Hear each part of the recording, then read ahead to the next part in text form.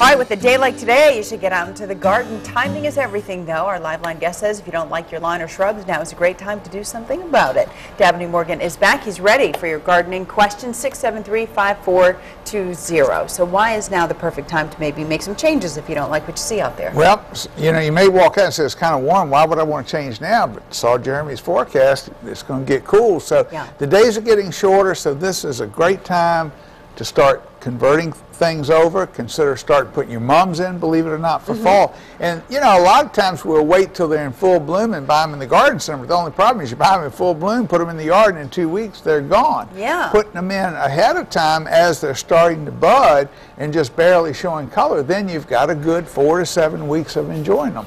And of course, it may be a little early yet to find pansies. And if you do find some, they may look a little stretched, but it's because of the heat. Once the weather cools a little bit, they'll bush out. But they'll probably be a little bit more readily available when you get towards the end of September, 1st of October. But the flowering cabbage, kale, the mums, some of the grasses are great to put in this time of year to show some fall color. All right. We're going to get to Diane. She's in Virginia Beach. What's your question for Dabney?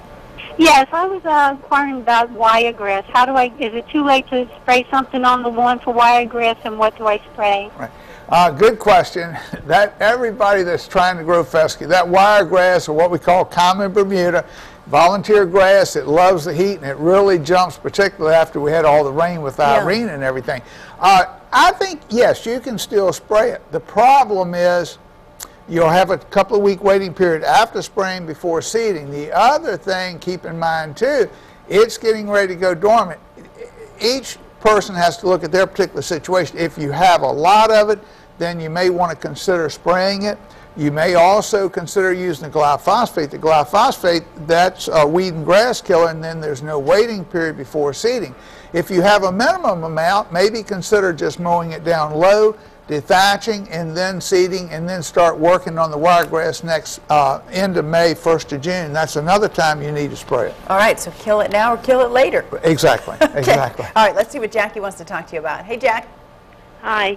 I would like to know when is the best time to replant rose bushes, like move it from one section of the yard to another. Okay. Roses and any other plant that we want to transplant that loses leaves during the winter, we have to wait to cold weather, so anytime probably after the 1st of December.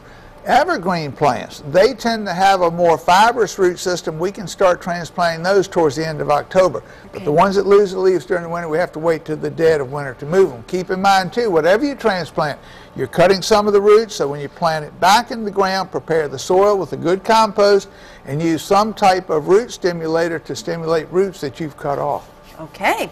All right. We're just about out of time. You going to stick around? Already? Yeah, I know. It flies when you're having fun. That's what they say. Dabney's going to head over to our web desk, though, for a live chat. If you've got more questions we couldn't get to right now, log on to wavy.com and ask him your gardening questions there. Thanks, Dabney. Thank you.